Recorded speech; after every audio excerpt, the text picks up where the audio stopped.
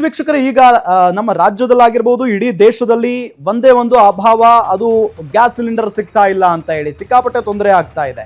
So ಈಗ ಮಧ್ಯಪ್ರಾಚ್ಯ ರಾಷ್ಟ್ರಗಳಲ್ಲಿ ನಡೀತಾ ಇರುವಂತಹ ಯುದ್ಧದ ನಡುವೆ ಯಾಕೆ ನಮ್ಮ ಭಾರತದಲ್ಲಿ ಗ್ಯಾಸ್ ಸ್ಟ್ರೋಕ್ ಆಗ್ಬಿಟ್ಟಿದೆ, ಅಸಲಿ ಕಾರಣಗಳೇನು, ಏನು ಸಮಸ್ಯೆ ಆಗಿದೆ ಅನ್ನೋದ್ರ ಬಗ್ಗೆ ನಾವೀಗ ಗಮನಿಸ್ತಾ ಹೋಗೋಣ. ಸರ್, ಎಲ್ಲರಿಗೂ ಒಂದೇ ಪ್ರಶ್ನೆ, ಈ ಯುದ್ಧದಕ್ಕಿಂತ ಮುಂಚೆ ಈ ಯುದ್ಧ ಕಂಟಿನ್ಯೂ ಆಗ್ಬಿಟ್ರೆ ನಮಗೆ ಪೆಟ್ರೋಲ್ ಡೀಸೆಲ್ ಸಮಸ್ಯೆ ಉಂಟಾಗ್ಬಿಡುತ್ತೆ ಬೇಗ ಅಂತ. ಸೊ ಅದಕ್ಕಿಂತ ಮುಂಚೆ ಈಗ ನಮ್ಗೆ ಗ್ಯಾಸ್ ಟ್ರಬಲ್ ಶುರುವಾಗಿದೆ, ಏನ್ ಕಾರಣ ಇರ್ಬೋದು ಅಸಲಿಗೆ? ಒಂದು ಪಾಯಿಂಟ್ಸ್ ನೋಡ್ತಾ ಎಕ್ಸ್ಪ್ಲೈನ್ ಮಾಡ್ತಾ ಹೋಗೋಣ. ಸೊ ಪಾಯಿಂಟ್ಸ್, ಸೊ ಈಗ ಮಾರ್ಚ್, ಸೊ ಯುದ್ಧ ಶುರುವಾಗಿದ್ದು ಮಾರ್ಚ್ ಅಲ್ಲೇನೆ. ಸೊ 1ನೇ ತಾರೀಕಿಂದ ಲಾಸ್ಟ್, ಇವತ್ತು ಶನಿವಾರ ಅಲ್ವಾ, ಲಾಸ್ಟ್ 2 ವಾರಗಳ ಹಿಂದೆ ಶನಿವಾರದಲ್ಲಿ ಶುರುವಾಯ್ತು, ಅಧಿಕೃತವಾಗಿ ಯುದ್ಧ ಘೋಷಣೆ ಆಯ್ತು. ಸೊ ಅಂದ್ರೆ ಮಾರ್ಚ್ 1ನೇ ತಾರೀಕಿಂದ ಶುರುವಾಗ್ತಾ ಬಂತು. ಸೊ ನೋಡೋಣ, ಒಂದು 4-5 ಪಾಯಿಂಟ್ಸ್ ನೋಡಿದ್ಮೇಲೆ ಸೊ ಒಂದು ಕ್ಲಿಯರ್ ಪಿಕ್ಚರ್ ಸಿಗುತ್ತೆ. ನೋಡಿ, ಮಾರ್ಚ್ ನಲ್ಲಿ ಭಾರತಕ್ಕೆ ಬಂದಿದ್ದು 77 ತೈಲದ ಹಡಗುಗಳು, ಅಂದ್ರೆ 77 ಹಡಗು ಬಂದ್ಬಿಟ್ಟಿದೆ ನಮ್ಗೆ ಈ ತಿಂಗಳಲ್ಲಿ.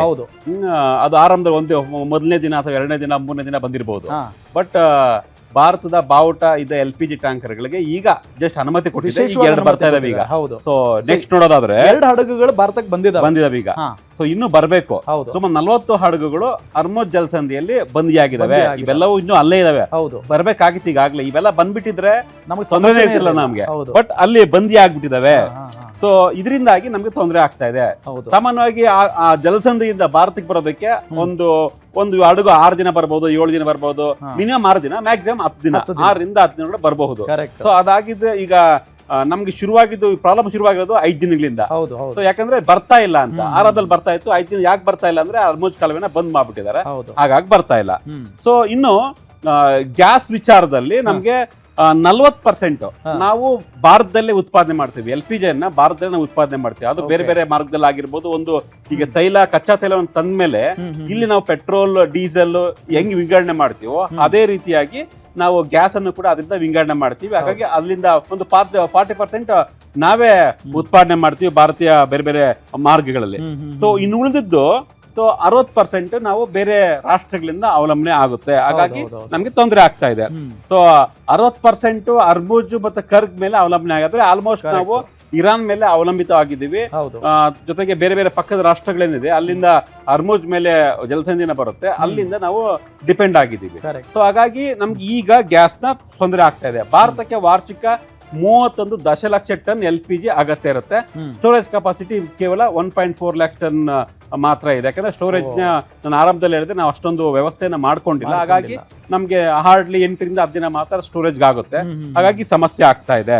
ಸೊ ಇನ್ನು ಭಾರತದಲ್ಲಿ ಸುಮಾರು 33 ಕೋಟಿ ಅಂದ್ರೆ ಕುಟುಂಬಗಳಿಗೆ LPG ಇದ್ರು ಗೃಹ ಬಳಕೆಯ ಅಡುಗೆ ಅನಿಲದ ಬಳಕೆ ಇದು 33 ಕೋಟಿ ಬಳಕೆದಾರಿದ್ದಾರೆ. ಆಲ್ಮೋಸ್ಟ್ ಈಗ 90% ರೀಚ್ ಆಗ್ಬಿಟ್ಟಿದೆ ಎಲ್ಲಾ ಭಾರತೀಯ ಮನೆಗಳಲ್ಲಿ. ಇವತ್ತು ಗ್ಯಾಸ್ ಕಾಣ್ತಿದ್ವಿ ನಾವು. ಹಾಗಾಗಿ ಅತಿ ಹೆಚ್ಚು ಕನ್ಸ್ಯೂಮ್ ಮಾಡ್ತಿರೋದ್ರಿಂದ ಸಮಸ್ಯೆ ಆಗ್ತಾ ಇದೆ.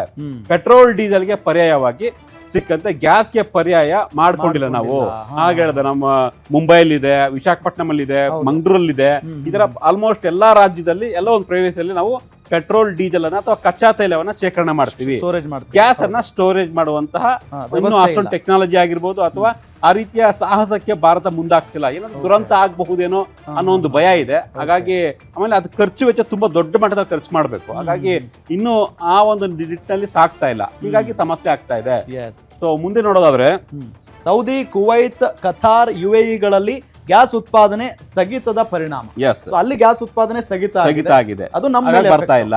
ಸೊ ಆರಂಭದಲ್ಲಿ ಹೇಳಿದೆ ನಾವು 40% ನಾವು ಮಾಡ್ತೀವಿ, 60% ನಮ್ಗೆ ಬರ್ಬೇಕು ಅಲ್ಲಿಂದ. ಸೊ ಈಗಾಗಲೇ 77 ಹಡಗು ಬಂದಿತ್ತು. ನಮ್ಗೆ ಒಂದು ತಿಂಗಳಿಗೆ 240 ಹಡಗುಗಳು ಬರ್ಬೇಕು ಅಲ್ಲಿಂದ. LPG ಅಂದ್ರೆ ಒಂದ್ ದಿನಕ್ಕೆ ಹಾರ್ಡ್ಲಿ 8 ಹಡಗು ಬರ್ಬೇಕು ನಮ್ಗೆ. 30 ದಿನ ಲೆಕ್ಕ ಹಾಕೊಂಡ್ರು 8 ಹಡಗು ಬರ್ಬೇಕು ನಮ್ಗೆ. ಬಟ್ ಆರಂಭದಲ್ಲಿ 77 ಹಡಗು ಬಂತು. ಅಂದ್ರೆ ಒಂದು 20% ಪೂರೈಕೆ ಆಯ್ತು. 40% ನಾವ್ ಇಲ್ಲೇ ಪೂರೈಸ್ತೀವಿ. ಇನ್ನು 40% ಬರ್ಬೇಕಾಗಿತ್ತು. ಅಂದ್ರೆ ಇನ್ನೊಂದು 150 ಹಡಗು ಬರ್ಬೇಕು ನಮ್ಗೆ. 150 ಹಡಗು ಬರ್ಬೇಕಾಗಿತ್ತು, ಬಂದಿಲ್ಲ. ಆ 150 ಹಡಗು ಬಂದ್ಬಿಟ್ಟಿದ್ರೆ ದಿನಕ್ಕೆ ಹಾರ್ಡ್ಲಿ 8ರಿಂದ 10 ಹಡಗು ಬರ್ತಾ ಇದ್ರೆ ನಮ್ಗೆ ಸಮಸ್ಯೆ ಆಗ್ತಿರಲಿಲ್ಲ. ಆರಂಭದಲ್ಲಿ ಒಂದು 5 ದಿನ 6 ದಿನ ಬಂತು, 77 ಹಡಗು ಬಂತು. ಲಾಸ್ಟ್ ಕಳೆದ ಒಂದು 7-8 ದಿನಗಳ ಹಡಗುಗಳು ಬರ್ತಾ ಇಲ್ಲ. ಸೊ ಈ ಒಂದು ಪ್ರಮಾಣದಲ್ಲಿ ಪ್ರಾಬ್ಲಮ್ ಆಗಿದ್ರೆ ಅಂದ್ರೆ ದಿನಕ್ಕೆ ಒಂದು ಹಾರ್ಡ್ಲಿ 7 ರಿಂದ 8 ಅಂದ್ರೆ ನಿಮ್ಗೆ 10 ದಿನ ಅಂದ್ರೆ ಒಂದು 70 ಅಡಿಗೆ ಬರ್ಬೇಕಾಗಿತ್ತು ನಮ್ಗೆ. ಬಂದಿಲ್ಲ, 70 2 ಕಳಿಸ್ತಾ ಇದಾರೆ ಈಗ. ಈ 40 ಅಲ್ಲೇ ಸಿಕ್ಕಾಕೊಂಡ್ಬಿಟ್ಟಿದಾವೆ. ಸೊ ಹೀಗಾಗಿ ನಮ್ಗೆ ಗ್ಯಾಸ್ ಸಮಸ್ಯೆ ಎದುರಾಗ್ತಾ ಇದೆ. ಅಂದ್ರೆ ಅಲ್ಲಿಂದ ಬರ್ಬೇಕಾಗಿದ್ದ ಗ್ಯಾಸ್ ಬರ್ತಾ ಇಲ್ಲ, ಹೀಗಾಗಿ ಸಮಸ್ಯೆ ಶುರುವಾಗಿದೆ. ಇದು ಅಸಲಿ ಕಾರಣ. ಸೊ 40% ನಾವು ಉತ್ಪಾದನೆ ಮಾಡ್ತೀವಿ, 40% ನಾವು ಉತ್ಪಾದನೆ ಮಾಡ್ತೀವಿ. ಯಾಕೆ ಪ್ರಾಬ್ಲಮ್ ಆಯ್ತು ಅಂದ್ರೆ ಒಂದೇ ದಿನ ಉತ್ಪಾದನೆ ಮಾಡಕ್ ಆಗಲ್ಲ, ಇಡೀ ತಿಂಗಳಿಗೆ ನಮ್ಗೆ ಪ್ರಾಬ್ಲಮ್ ಆಗಿರೋದು 4 ದಿನದಲ್ಲಿ. ಸೊ ಇನ್ನು 15 ದಿನ ಇದೆ, ಈ ತಿಂಗಳು 16 ದಿನ ಇದೆ. ಸೊ ಈ 16 ದಿನ ಸೇರಿ ನಾವು 40% ಅನ್ನ ಉತ್ಪಾದನೆ ಮಾಡ್ತೀವಿ. ಹಾಗಾಗಿ ಸ್ವಲ್ಪ ಸ್ವಲ್ಪ ಕೊಡ್ತಾ ಇರ್ಬೋದು. ಸೊ ಅಲ್ಲಿಂದ ಬಂದಿದ್ರೆ ಈ ಸಮಸ್ಯೆ ಆಗ್ತಾ ಇರ್ಲಿಲ್ಲ. ಸೊ ಇದು ರಿಯಲ್ ಕಾರಣ ಯಾಕೆ ತೊಂದರೆ ಆಗ್ತಾ ಇದೆ ಅಂತ.